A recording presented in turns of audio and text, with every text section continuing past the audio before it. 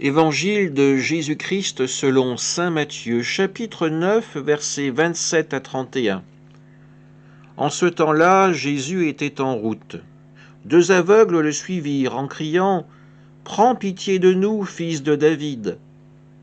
Quand il fut entré dans la maison, les aveugles s'approchèrent de lui, et Jésus leur dit « Croyez-vous que je peux faire cela ?»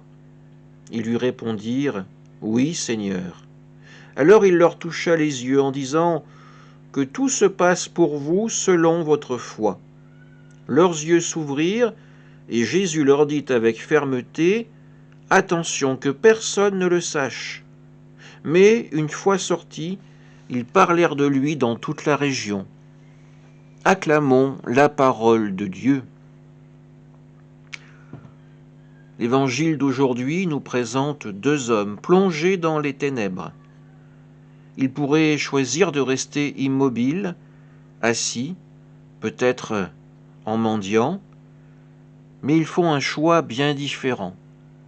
Ces deux aveugles vont se lever et se mettre en route.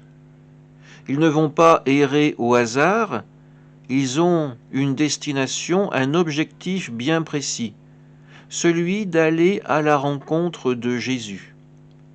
Une fois la rencontre faite, ils le suivent. Ils lui demandent d'agir pour eux.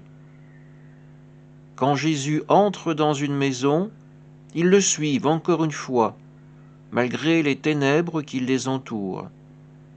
Et quand la voix de Jésus résonne à leurs oreilles, ils le confirment, Jésus peut être leur sauveur. Ils ont suffisamment foi en lui et en Dieu pour être convaincus que leur prière sera exaucée.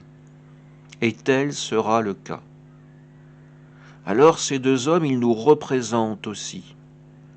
Nous sommes comme eux.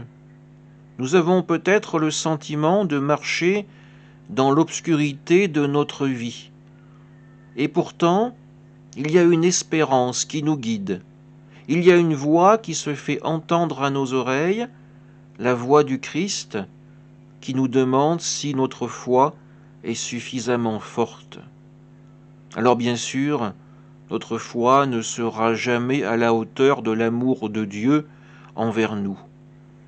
Mais malgré cela, c'est notre foi qui nous permet de faire cette rencontre. C'est notre foi, notre confiance, qui nous permettent de déposer devant Jésus nos prières. Et c'est notre foi qui permet aussi à Dieu d'agir dans nos vies. Nous faisons le choix librement de laisser Dieu nous guider, de laisser Dieu être présent dans nos cœurs, dans nos âmes et dans nos intelligences. Alors oui, n'ayons peut-être pas peur de marcher pendant un temps dans les ténèbres, car à l'arrivée, c'est la lumière de Dieu qui pourra nous accueillir. Amen.